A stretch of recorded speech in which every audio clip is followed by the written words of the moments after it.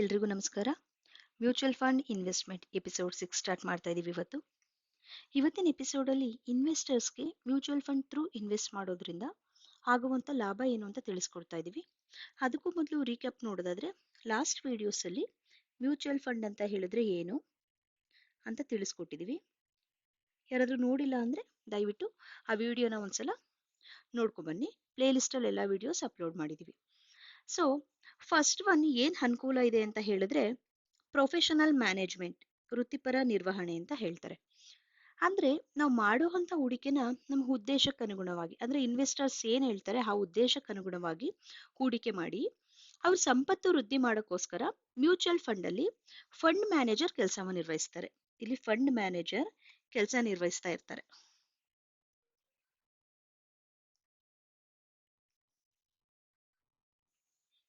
Fund ಮ್ಯಾನೇಜರ್ಗೆ ಇಲ್ಲಿ complete knowledge ಇರುತ್ತೆ. So ನಾವು ಮಾಡುವಂತ ಇನ್ವೆಸ್ಟ್ಮೆಂಟ್ ಲಾಸ್ ಆಗದೆ ಇರೋ ರೀತಿ ನೋಡ್ಕೊಳ್ಳೋ ಚಾನ್ಸಸ್ ಇಲ್ಲಿ ಜಾಸ್ತಿ ಇರುತ್ತೆ. ಸೊ ಎಕ್ಸಾಂಪಲ್ ತಗೊಳ್ಳೋದಾದ್ರೆ, ಈಗ ನಿಮ್ಮ ಹತ್ರ 5 lakhs ಇದೆ ಅಂತ ಅನ್ಕೊಳ್ಳೋಣ. ಈ 5 lakhsಗೆ ನೀವು ಡೈರೆಕ್ಟ್ ಸ್ಟಾಕ್ ಮಾರ್ಕೆಟ್ ಅಲ್ಲಿ ಇನ್ವೆಸ್ಟ್ ಮಾಡೋಕೆ ಎಕ್ಸ್ಪರ್ಟ್ಸ್ ಹತ್ರ ಹೋಗ್ಬೇಕು ಅಂತ ಹೇಳಿದ್ರೆ ಅವರ ಫೀಸ್ ತುಂಬಾ ಜಾಸ್ತಿ ಇರುತ್ತೆ. ಮ್ಯೂಚುವಲ್ ಫಂಡ್ ಅಲ್ಲಿ ಎಕ್ಸ್ಪೆನ್ಸ್ ಕಡಿಮೆ ಇರುತ್ತೆ.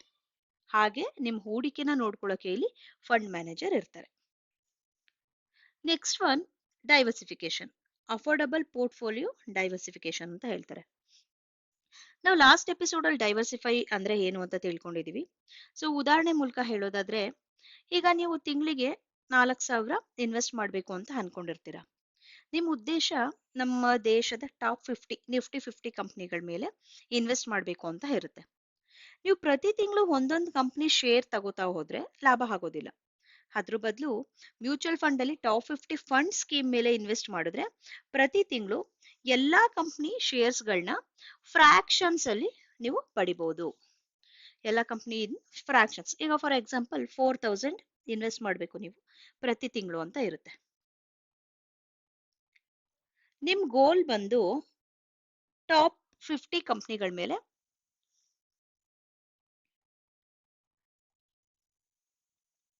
ಟಾಪ್ 50 ಕಂಪ್ನಿಗಳ ಶೇರ್ಸ್ ನ ತಗೋಬೇಕು ಅಂತ ಇರುತ್ತೆ.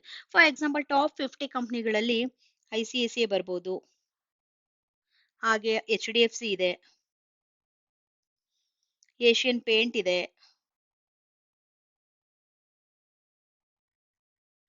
ರಿಲಯನ್ಸ್ ಇದೆ.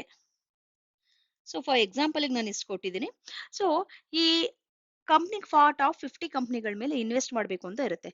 ಸೊ ಒಂದೊಂದೇ ಶೇರ್ಸ್ ನ ನೀವು ತಗೊಳ್ತಾ ಹೋದ್ರೆ, ಈಗ ಒಂದೊಂದೇ ಶೇರ್ಸ್ ಬೆಲೆ 3,000ದಿಂದ 4,000 ಇದೆ ಒಂದೊಂದು ಕಂಪ್ನಿ ಶೇರ್ಸ್. ಒಂದೊಂದೇ ಕಂಪ್ನಿ ಶೇರ್ಸ್ ನ ನೀವು ಪ್ರತಿ ತಿಂಗಳು ತಗೋತಾ ಹೋದ್ರೆ ಸೊ ವರ್ಷಗಳು ಜಾಸ್ತಿ ತಗೊಳುತ್ತೆ. ಅದ್ರ ಬದಲು ನೀವು ಮ್ಯೂಚುವಲ್ ಫಂಡ್ ಥ್ರೂ ಇನ್ವೆಸ್ಟ್ ಮಾಡ್ತಾ ಹೋದ್ರೆ ಒಂದು ಸ್ಕೀಮ್ ಇರುತ್ತೆ ಮ್ಯೂಚುವಲ್ ಫಂಡ್ ಅಲ್ಲಿ. ನೀವು ಪ್ರತಿ ತಿಂಗಳು ಅದರಲ್ಲಿ ಹೂಡಿಕೆ ಮಾಡಿದ್ರೆ ನಿಮ್ಗೆ ಪ್ರತಿ ತಿಂಗಳು ಎಲ್ಲಾ ಕಂಪ್ನಿ ಶೇರ್ಸ್ ಗಳನ್ನ ಇಲ್ಲಿ ಫ್ರಾಕ್ಷನ್ಸ್ ಆಫ್ ಪಾಯಿಂಟ್ಸ್ ಯೂನಿಟ್ ಅಂತ ಹೇಳ್ತಾರೆ. ಫ್ರಾಕ್ಷನ್ಸ್ ಆಫ್ ಪಾಯಿಂಟ್ಸ್ ಯೂನಿಟ್ ಅದು ನಿಮ್ಮ ಅಕೌಂಟ್ಗೆನೆ ಸಿಗುತ್ತೆ. ಇದರಿಂದ ನಾವು ಪ್ರತಿ ತಿಂಗಳು ಎಲ್ಲಾ ಕಂಪ್ನಿ ಶೇರ್ಸ್ ಗಳ ಮೇಲೂ ಇನ್ವೆಸ್ಟ್ ಮಾಡಿದಾಗ ಆಗುತ್ತೆ. Okay, next one transparency. Transparency ಅಂತ ಹೇಳಿದ್ರೆ ಮ್ಯೂಚುವಲ್ ಫಂಡ್ ಈ ಸೆಬಿ ರೆಗ್ಯುಲೇಷನ್ಸ್ ಅಂಡರ್ ಅಲ್ಲಿ ವರ್ಕ್ ಮಾಡೋದ್ರಿಂದ ನೀವು ಮಾಡಿದ ಹೂಡಿಕೆ ಅವತ್ತಿನ ದಿನಾನೇ ನಿಮ್ಮ ಅಕೌಂಟ್ಗೆ ಯೂನಿಟ್ ರೂಪದಲ್ಲಿ ಜಮಾ ಆಗುತ್ತೆ. ಯೂನಿಟ್ ರೂಪದಲ್ಲಿ ಜಮಾ ಆಗುತ್ತೆ. ಹಾಗೆ ಅವತ್ತಿನ ಮಾರ್ಕೆಟ್ ಪ್ರೈಸ್ ಏನಿರುತ್ತೋ ಆ ಪ್ರೈಸ್ಗೆನೆ ಸಿಗುತ್ತೆ. ಇದರಿಂದ ನೀವು ಮಾಡೋ ಅಂತ ಇನ್ವೆಸ್ಟ್ ಯಾರೋ ಮಧ್ಯವರ್ತಿ ಅಕೌಂಟ್ಗೆ ಹೋಗೋದಿಲ್ಲ. ಹಾಗೆ ಡೈರೆಕ್ಟ್ ಆಗಿ ನಿಮ್ಮ ಅಕೌಂಟ್ಗೆನೆ ಬರುತ್ತೆ. ಭಯಪಡೋ ಅವಶ್ಯಕತೆ ಇಲ್ಲಿ ಬರೋದಿಲ್ಲ. ನೆಕ್ಸ್ಟ್ ಒನ್ ಲಿಕ್ವಿಡಿಟಿ, ದ್ರವ್ಯತೆ ಅಂತ ಹೇಳ್ತಾರೆ. ಮ್ಯೂಚುವಲ್ ಫಂಡ್ ಅಲ್ಲಿ ಹೂಡಿಕೆ ಮಾಡಿದ್ದೀರಾ ಅಂತ ಅನ್ಕೊಳ್ಳಿ. ಸೊ ಅದನ್ನ ನೀವು ರಿಟರ್ನ್ ತೆಗಿಬೇಕು ಅಂದಾಗ ಅವತ್ತಿನ ದಿನದ ಮಾರ್ಕೆಟ್ ಪ್ರೈಸ್ಗೆ ಫುಲ್ ಅಥವಾ ಪಾರ್ಷಿಯಲ್ ವಿತ್ಡ್ರಾ ಮಾಡ್ಕೋಬಹುದು. ನೀವು ವಿತ್ಡ್ರಾ ಮಾಡ್ಕೋಬಹುದು. ಹಾಗೆ ಇದರಲ್ಲಿ ಯಾವುದೇ ರಿಸ್ಟ್ರಿಕ್ಷನ್ಸ್ ಇರಲ್ಲ. ಎಕ್ಸಾಂಪಲ್ಸ್ ಲಾಸ್ಟ್ ವಿಡಿಯೋದಲ್ಲಿ ನಾನು ಫಿಸಿಕಲ್ ಆಗಿ ರಿಯಲ್ ಎಸ್ಟೇಟ್ ಲಿಕ್ವಿಡಿಟಿ ಅಲ್ಲ ಅಂತ ಹೇಳಿದ್ವಿ. ಸೊ ರಿಯಲ್ ಎಸ್ಟೇಟ್ ಲಿಕ್ವಿಡಿಟಿ ಅಲ್ಲ, ಯಾಕಂದ್ರೆ ಸೊ ಫಿಸಿಕಲ್ ಆಗಿ ನಾವು ರಿಯಲ್ ಎಸ್ಟೇಟ್ ನ ಬೈ ಮಾಡೋದ್ರಿಂದ ಅದು ನಾವು ಎಮರ್ಜೆನ್ಸಿ ಅಂತ ಬಂದಾಗ ಅಥವಾ ನಾವು ಸೇಲ್ ಮಾಡಬೇಕು ಅಂತ ಏನಾದ್ರೂ ಪರ್ಪಸ್ ಇದ್ದಾಗ ಸೊ ಅದು ಸೇಲ್ ಮಾಡಕ್ಕೆ 6 ರಿಂದ 12 ತಿಂಗಳು ತಗೊಳುತ್ತೆ ಅಂತ ಹೇಳಿದ್ವಿ ಲಾಸ್ಟ್ ವಿಡಿಯೋದಲ್ಲಿ. ಸೊ ನಾವು ಇಲ್ಲಿ ರಿಯಲ್ ಎಸ್ಟೇಟ್ ಫಂಡ್ಗೆ ಇನ್ವೆಸ್ಟ್ ಮಾಡೋದ್ರಿಂದ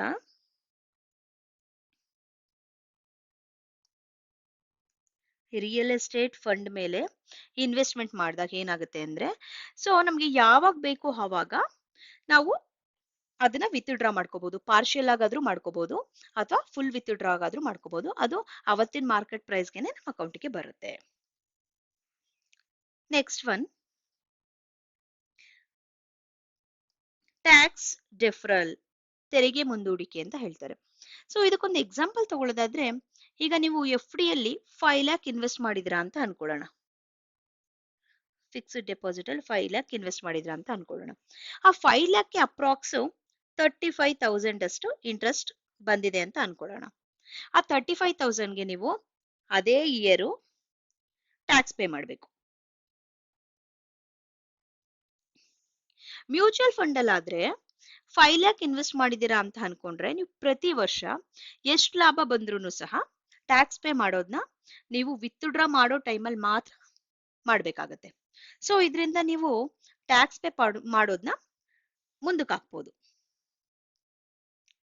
ನೆಕ್ಸ್ಟ್ ಒನ್, ಟ್ಯಾಕ್ಸ್ ಬೆನಿಫಿಟ್ಸ್, ತೆರಿಗೆ ಪ್ರಯೋಜನಗಳು. ಸೊ ಟ್ಯಾಕ್ಸ್ ಬೆನಿಫಿಟ್ ಅಂತ ಹೇಳಿದ್ರೆ, ಈಗ ನೀವು ಟ್ಯಾಕ್ಸ್ ಪೇಯರ್ ಅಂತ ಅನ್ಕೊಳ್ಳೋಣ. ನಿಮ್ಗೆ 80C ಅಲ್ಲಿ 1.5 ಲಕ್ಷ ಅಷ್ಟು ಇನ್ವೆಸ್ಟ್ ಮಾಡ್ಬೇಕಾಗತ್ತೆ. ಅದು ಟ್ಯಾಕ್ಸ್ ಎಕ್ಸೆಂಪ್ಟ್ ಬರುತ್ತೆ. ಸೊ ಅದಕ್ಕೆ ನೀವು ಮ್ಯೂಚುವಲ್ ಫಂಡ್ ಅಲ್ಲಿ ELSS ಸ್ಕೀಮ್ ಅಂತ, ELSS ಸ್ಕೀಮಲ್ಲಿ ಇನ್ವೆಸ್ಟ್ ಮಾಡ್ಬೋದು. ಇದರಿಂದ ನೀವು ಸೇವಿಂಗ್ಸ್ ಮಾಡಿದಾಗೂ ಆಗುತ್ತೆ, ಇನ್ವೆಸ್ಟ್ ಮಾಡಿದಾಗೂ ಆಗುತ್ತೆ, ಜೊತೆಗೆ ಟ್ಯಾಕ್ಸ್ ಸೇವ್ ಮಾಡಿದಾಗ್ಲೂ ಆಗುತ್ತೆ. So next one, convenient option. ಇದೇನಂತ ಹೇಳಿದ್ರೆ, ನೀವು ಇನ್ವೆಸ್ಟ್ ಮಾಡಿರೋ ಹಣನ ನಿಮ್ ಗುರಿಗೆ ಅನುಗುಣವಾಗಿ, ಉದ್ದೇಶಕ್ಕೆ ಅನುಗುಣವಾಗಿ, ನಿಮ್ ಗೋಲ್ ಏನಿದೆ ಅದಕ್ಕೆ ಅನುಗುಣವಾಗಿ ಫುಲ್ ವಿತ್ಡ್ರಾ ಮಾಡ್ಬೋದು ಅಥವಾ ಪಾರ್ಷಿಯಲ್ ವಿತ್ಡ್ರಾ ಮಾಡ್ಬೋದು. ಫುಲ್ ವಿತ್ಡ್ರಾನಾದ್ರೂ ಮಾಡ್ಬೋದು ಅಥವಾ ಪಾರ್ಷಿಯಲ್ ವಿತ್ಡ್ರಾ ಆದ್ರೂ ಮಾಡ್ಬೋದು. ಸೊ ನಿಮ್ ಕನ್ವೀನಿಯಂಟ್ಗೂ. Next one, investment comfort.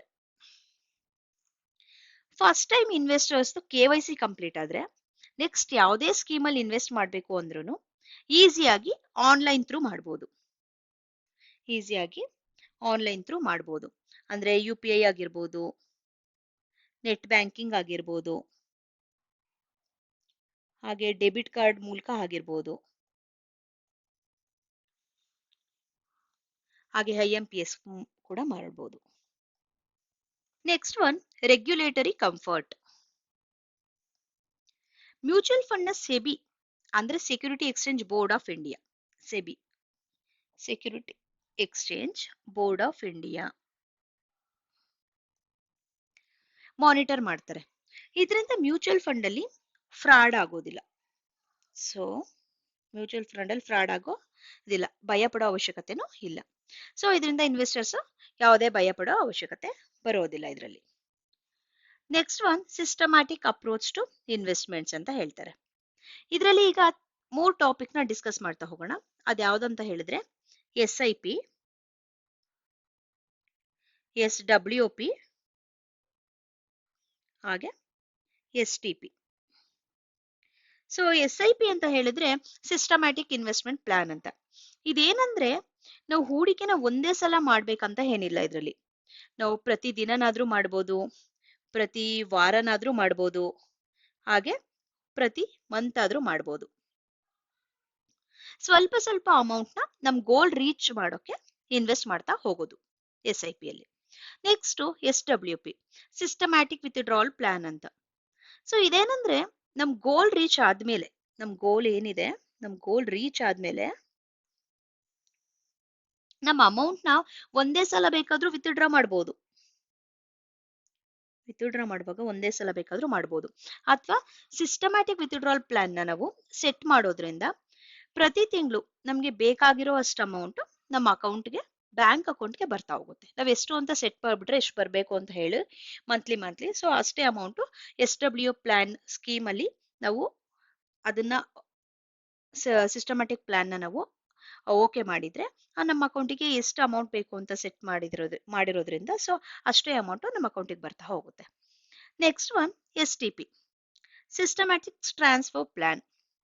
ಎಕ್ಸಾಂಪಲ್ಗೆ ಈಗ ನೀವು ಒಂದು ಮ್ಯೂಚುವಲ್ ಫಂಡ್ ಸ್ಕೀಮ್ ಮೇಲೆ ಲಾರ್ಜ್ ಕ್ಯಾಪ್ ಅಂತ ತಗೊಳ್ಳೋಣ. ಲಾರ್ಜ್ ಕ್ಯಾಪ್ ಅಲ್ಲಿ ಇನ್ವೆಸ್ಟ್ ಮಾಡಿದೀರಾ ಅಂತ ಅನ್ಕೊಳ್ಳೋಣ. ನಿಮ್ಗೆ ಮಧ್ಯದಲ್ಲೇ ರೀಬ್ಯಾಲೆನ್ಸ್ ಮಾಡೋಕ್ಕೋಸ್ಕರ ಬೇರೆ ಸ್ಕೀಮ್ಗೆ ಅಂದ್ರೆ ಮಿಡ್ ಕ್ಯಾಪ್ ಆಗಿರ್ಬೋದು ಅಥವಾ ಸ್ಮಾಲ್ ಕ್ಯಾಪ್ ಆಗಿರ್ಬೋದು, ಈ ಸ್ಕೀಮ್ಗೆ ಟ್ರಾನ್ಸ್ಫರ್ ಮಾಡಬೇಕು ಅಂತ ಇರುತ್ತೆ. ಸೊ ಅವಾಗ ನಿಮ್ಮ ಅಮೌಂಟ್ ನ ವಿತ್ಡ್ರಾ ಮಾಡ್ದೇನೆ ಸ್ಕೀಮ್ ಟ್ರಾನ್ಸ್ಫರ್ ಮಾಡೋ ಆಪ್ಷನ್ ಈ STP ಲಿ ಇರುತ್ತೆ. ಅದೇ ಸಿಸ್ಟಮ್ಯಾಟಿಕ್ ಟ್ರಾನ್ಸ್ಫರ್ ಪ್ಲಾನ್ ಅಂತ.